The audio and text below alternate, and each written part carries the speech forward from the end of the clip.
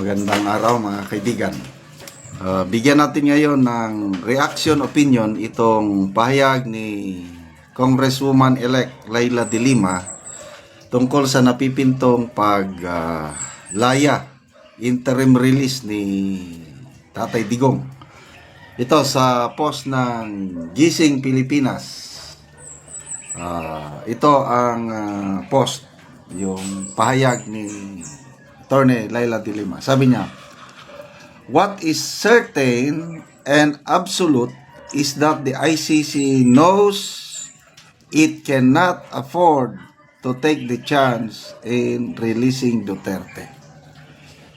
They know that once they do, Duterte is most likely not coming back to The Hague.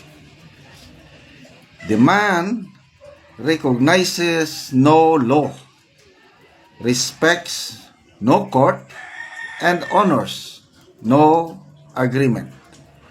His word is worthless." Grabe oh. Wala daw kwenta ang salita ni Tatay Digong. "The ICC knows that releasing him could mean the end of the case against him. I doubt they will let that happen." So ito, sa opinion ko lang ha, parang kabisado ni Attorney Leila de Lima ang utak ng ICC, lalo na yung tatlong judges sa pre-trial chamber 1. Sigurado siya eh. What is certain? No? Certain. Sigurado, di ba? Certainty.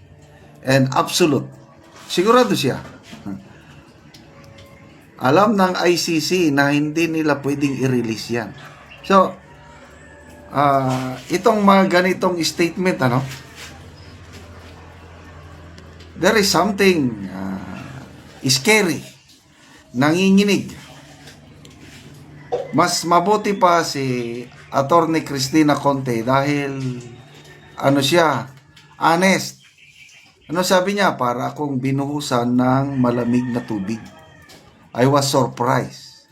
Yun ang yun ang normal na reaksyon. Kasi nga, kahit ako, medyo nabigla din ako yung ganun na, ang bilis at napaka klaro yung petisyon. Kasi, na-meet niya na, according to the statement of Attorney Kaufman, na-meet ng petisyon yung dalawang importanteng bagay.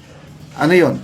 Yung commitment ng isang member country ng ICC na kupkupin si PRRD at commitment ng bansang ito na kung hearing, mag-cooperate sila na dadalhin nila si PRRD sa ICC.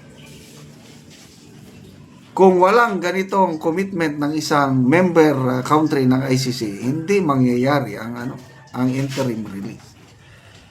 Kaya the fact na itong itong grupo ni Attorney Kaufman nakahanap ng isang host country, ang laking bagay nun. Then pangalawa, yung prosecution. Kasi kung hindi papayag ang prosecution, wala rin. But lumalabas, according to Attorney Kaufman, na non-opposition. Okay lang sa prosecution, basta ma-meet ang mga kondisyon. So, ang Office of the Prosecutor ng ICC nagbigay na ng pahayag na hindi naman nila diretsa na sinabi na papayag sila, but sabi na we will submit our position on that matter to the ICC pre-trial chamber for public to know. To me, ang basa ko doon is papayag sila. Silence eh. Wala lang. Basta mag-submit kami. Ganun lang. Silence to me means yes. Kasi kung hindi totoo yung statement na Attorney Kaufman na no opposition or non-opposition ang prosecution sa interim release, nagsalita na sana na we are not, we did not give any statement, no. Sinupla o yung kinounter na nila sana ang statement na Attorney Kaufman. So, yun po. So, dito, makikita mo, sina Attorney Conte, ito, sina Laila de Lima, sina Rizon Tiveros, ano na sila, hanggang reklamo na lang, kung ano-ano na lang yung dinadahilan nila na, threat. Delikado daw ang security ng mga alleged victims pag makalabas si PRRD. Ano naman ang power pa ni PRRD na nakakulong na nga. Tapos lalabas lang siya at hindi naman sa Pilipinas dadalhin, doon lang siya temporary manirahan sa host country. Anong threat na sinasabi nila na wala na siya sa power? Kaya ito, puros mga na lang ito, mga reason ng mga talunan. So, ang tanong na lang na hindi pa natin masagot is, anong country kaya ang sasalo? Noong una, akala ko Malaysia dahil nagpunta si BP Sara sa Malaysia, only to find out na ang Malaysia, nagpa-member siya sa ICC noong una, after 1 month, nag-withdraw. So, hindi pwede ang Malaysia dahil hindi siya member country. Japan, most likely, kasi Japan, one of the largest financial contributor ng ICC. Asia, malapit lang din sa atin. Kaya napakaganda kung Japan dahil maganda daw ang Japan. Ang aking anak na nasa US, ilang beses na silang nagpabalik-balik sa Japan. They're all praises sa Japan. Yung malinis, ang mga tao, yung mga Japanese, napaka-respectful, maganda.